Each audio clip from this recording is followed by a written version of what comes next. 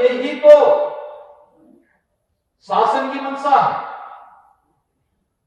याद करिए, जब 2014 में प्रधानमंत्री के रूप में शपथ ग्रहण करने के तत्काल बाद मोदी जी ने इस देश को अपने संबोधन में एक ही बात कही थी। उन्होंने कहा था कि हम लोग इस देश के अंदर गांव के लिए, गरीब के लिए, किसान के लिए, नौजवान के लिए, महिलाओं के लिए बिना भेदभाव के कार्य करेंगे, उसके अनुरूप योजनाएं बनाएंगे। योजना में कोई भेदभाव नहीं हुआ। भारत का नागरिक, 135 करोड़ की आबादी का कोई भी नागरिक शासन की योजनाओं से लाभान्वित हो सकता है। उसकी एक पात्रता तय कर दी, पूरे देश के अंदर से समान रूप से लागू कर दिया गया। प्रधानमंत्री आवास योजना क्या किसी का चेहरा देख करके दिया गया? नहीं। जो पात्रता थी, और इसकी पात्रता जब तय हो रही थी 2011-12 में, तो उस समय न प्रधानमंत्री के रूप में मोदी जी थे, न मुख्यमंत्री के रूप में मैं था, लेकिन पात्रता जो विपक्ष ने तय की वह तो योजनाओं का लाभ गरीबों को, किसानों को, नौजवानों को, महिलाओं को नहीं दे पाया, लेकिन प्रधानमंत्री बनते ही मोदी जी ने वह कार्य करना प्रारंभ कर दिया। चाहे वह आवास की सुविधा हो, शौचालय की सुविधा हो, विद्युत कनेक्शन का है, रसोई गैस का है, आयुष्मान भारत का है, ये सभी योजनाएं तो दी ही। लेकिन अगर किसानों के बारे में ही हम देखेंगे, सॉयल हेल्थ कार्ड से लेकर के प्रधानमंत्री फसल बीमा योजना, प्रधानमंत्री कृषि सिंचाई योजना, वन क्रॉप मोर क्रॉप के साथ, तकनीक के साथ खेती किसानी को जोड़ने, एक एक बूंद पानी की कीमत को समझने, कृषि विज्ञान केंद्रों की एक श्रृंखला खड़ा करने और उसके माध्यम से किसान भाइयों को तकनीक के साथ जोड़ करके उनके खेत की उत्पादन क्षमता को बढ़ाना, लागत को कम करने की तकनीक उन्हें उपलब्ध कराना, ये सभी कार्य तो किए ही गए। कृषि सिंचाई योजना के माध्यम से वे सभी योजनाएं क्रियान्वित होती हुई दिखाई दी जो वर्षों से, दशकों से लंबित पड़ी हुई थी। ये सभी कार्य पूरी ईमानदारी, प्रतिबद्धता के साथ हुआ। और याद करना, स्वामीनाथन आयोग की रिपोर्ट के अनुरूप अन्नदाता किसानों को न्यूनतम समर्थन मूल्य का लाभ भी मिले, यह काम किसी और ने नहीं किया।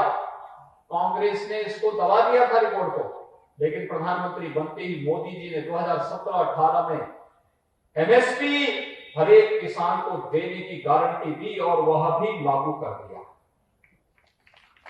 भाइयों बहनों, लोकसभा चुनाव के पहले जब फरवरी 2019 में प्रधानमंत्री मोदी जी ने किसानों के लिए किसान सम्मान निधि घोषित किया, तो लोग बोलते थे चुनावी सगोफा है, ये चुनावी सगोफा है, ये बाकी बाद में वापस ले लिया जाएगा। और अकेले उत्तर प्रदेश में ही अब तक हमारे 2,30,00,000 किसानों को 22,000 करोड़ रुपए से भी अधिक राशि किसानों के खाते में प्रधानमंत्री किसान सम्मान निधि के माध्यम से प्राप्त हुआ है। और मान कर सकते हैं, एक किसान जिसको दवा के लिए, बीज के लिए, खाद के लिए 1,000, 2,000, 5,000 रुपए की आवश्यकता साल में पड़ती है, वह साहूकार से लेता है, 20%, 24% में ब्याज लेता है। आज प्रधानमंत्री मोदी जी ने प्रधानमंत्री किसान सम्मान निधि हर किसान को सालाना 6,000 रुपए हम लोग देंगे। साल की 3 किस्त के आधार पर 2-2 हजार रुपए की 3 किस्त हम देंगे। और अभी 25 तारीख को प्रधानमंत्री मोदी जी फिर से देश के 9 करोड़ किसानों को, जिसमें से 2,30,00,000 तो केवल उत्तर प्रदेश के किसान हैं, इन सभी किसानों को प्रधानमंत्री किसान सम्मान निधि की 18,000 करोड़ रुपए एक साथ किसान भाइयों के खातों में देने वाले, सीधे अकाउंट में देने वाले हैं। और यही कारण है कि जब इतने भारी पैमाने पर कार्य हो रहा है, तो कुछ लोग जिन्हें विकास अच्छा नहीं लगता, वे गुमराह करने का कार्य कर रहे हैं। उन्होंने किसान भाइयों को गुमराह करना प्रारंभ कर दिया है और गुमराह करने के लिए तमाम प्रकार का भ्रम पैदा करना, एक झूठ को बार बार बोलना, जिनको जनता नकार चुकी है वे लोग आज गुमराह करके देश के अंदर माहौल खराब करने का प्रयास करना चाहते हैं। लेकिन भारत की जनता प्रबुद्ध है, जागरूक है। भारत की जनता किसी भी प्रकार के गुमराह में नहीं आई कि उसकी अटूट निष्ठा और उसका अटूट जो विश्वास है वह प्रधानमंत्री मोदी जी पर है। और आज यही कारण है कि बड़े बड़े किसान सम्मेलन के माध्यम से किसान भाई पूरी तरह प्रधानमंत्री मोदी जी का समर्थन करते हुए दिखाई दे रहा है।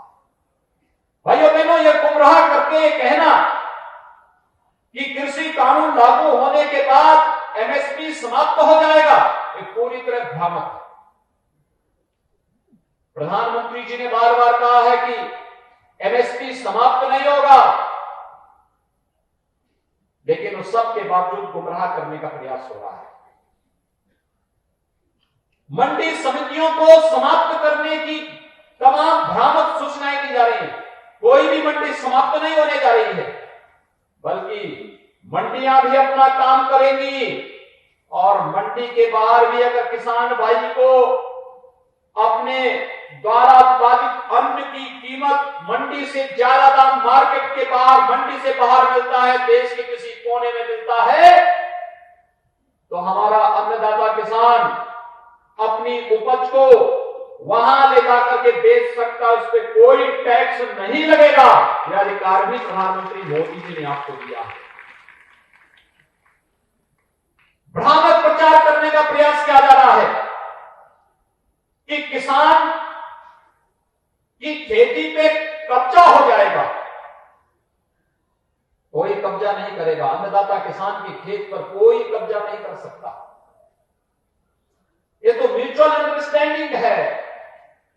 दो लोगों के बीच में कॉन्ट्रैक्ट अगर होता है, दोनों की आपसी समझ से होता है, और सरकार इस मामले में यह भी गारंटी दे रही है कि अगर कॉन्ट्रैक्ट खेती प्रारंभ होती है तो कॉन्ट्रैक्ट खेती में किसान के हितों को पूरी तरह संरक्षित करने का कार्य भी इसके माध्यम से किया गया है। लेकिन विपक्ष गुमराह करने का प्रयास कर रहा है।